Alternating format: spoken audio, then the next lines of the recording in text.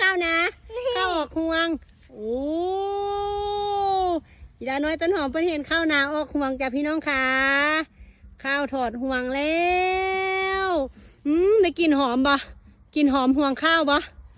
กลิ่นหอมบ่ได้กินได้ไหมได้กินตลกอ่ะหัวเลย